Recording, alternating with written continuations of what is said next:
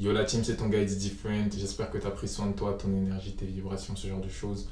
Moi en tout cas ça va très bien. Aujourd'hui on va parler shadow work. On va parler de ton ombre. Et ça tombe bien parce que la nuit dure beaucoup plus longtemps. Et oui, c'est l'hiver. C'est l'hiver, tu dors, il fait nuit. Tu te réveilles, il fait nuit. Il fait moche, il pleut, il fait froid.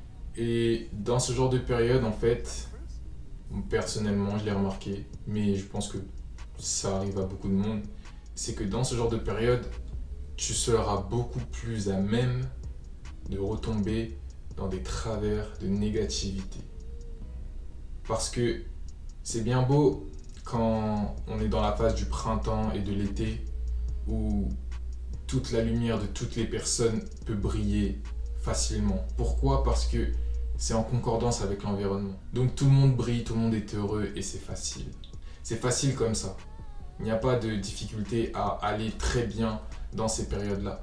Mais quand on arrive en automne, hiver, c'est là qu'il faut avoir été préparé. Et c'est là que la cigale et la fourmi fera énormément de sens parce qu'il y a ceux qui se sont préparés non seulement sur le plan financier, mais sur le plan mental. Parce que ton mental, tu ne dois jamais arrêter de le travailler.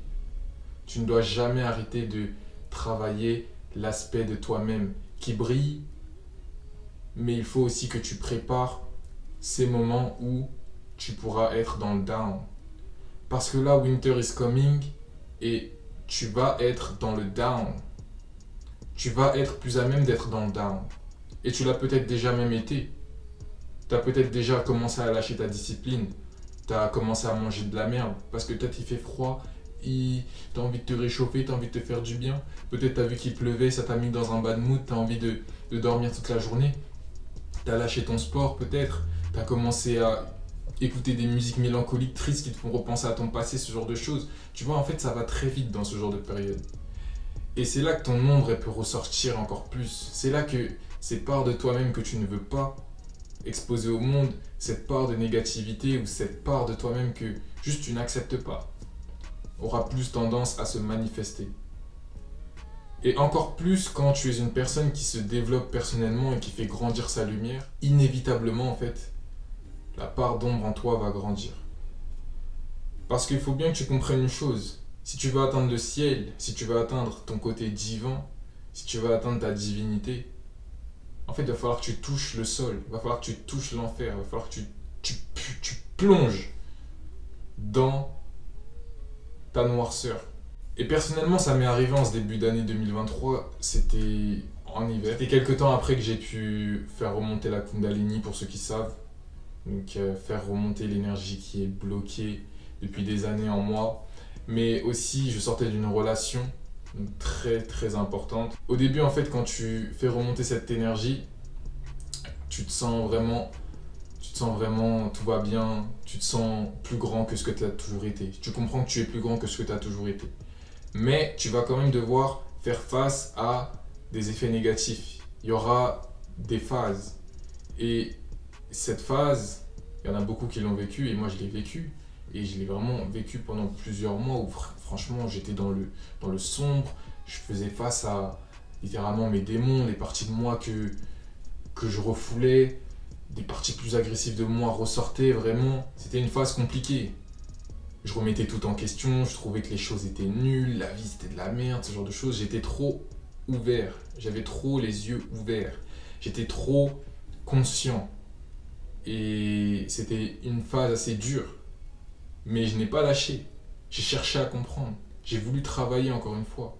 J'ai fait ce travail de ma noirceur.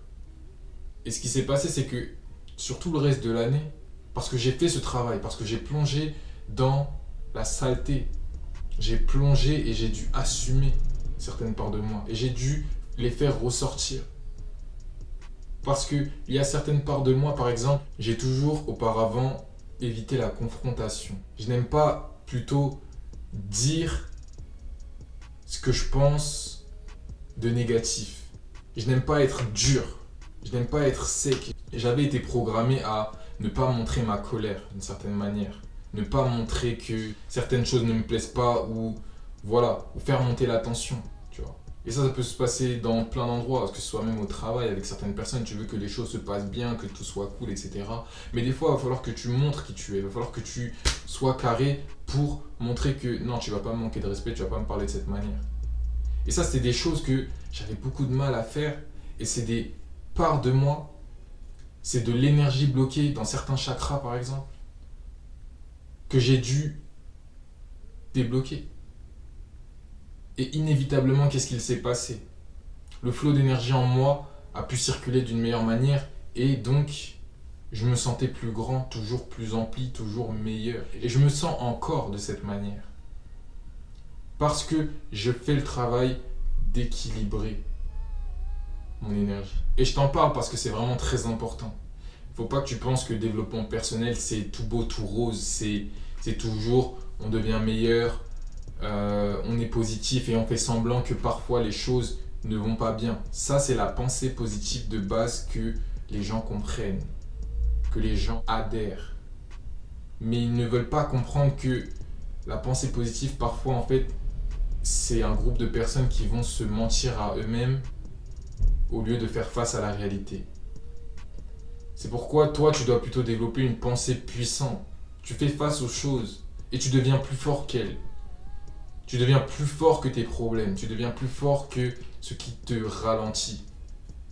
Et quand tu deviens plus fort que ce qui te ralentit, quand tu arrives même à élever ce qui te ralentit, quand tu arrives à composer avec cette chose qui te ralentit, cette part de toi-même que tu n'acceptes pas, que tu n'assumes pas, que voilà, tu as du mal à gérer, alors tu deviendras inarrêtable. Parce que tu deviendras quelqu'un de vraiment fort. Parce que quand tu deviens vraiment fort, c'est le jour où tu apprends à accepter tes faiblesses et à jouer avec. C'est ça la véritable force. Et c'est ça qui te rendra vraiment, vraiment plus grand. Et qui te rapprochera aussi de ta divinité, de ton meilleur toi, de l'homme que tu veux devenir, de ton idéal. En tout cas, j'espère que cette vidéo t'a fait énormément de sens. Avant de partir, n'oublie pas de télécharger mon e-book gratuit Objectif et Vision qui traite des 6 commandements très importants qui vont te permettre de clarifier ta vision, de la fortifier et te pousser à passer à l'action pour pouvoir atteindre tout type d'objectif. Le lien est en description de cette vidéo. N'oublie pas de t'abonner si tu n'es pas abonné, active la cloche si tu ne l'as pas fait. Même si tu es abonné, active-la, c'est très très important. Dis-moi en commentaire ce que tu en as pensé, bien sûr. Ça me fait énormément plaisir de répondre à tous vos commentaires. C'était ton gars It's Different. On se retrouve pour une nouvelle vidéo. Peace out.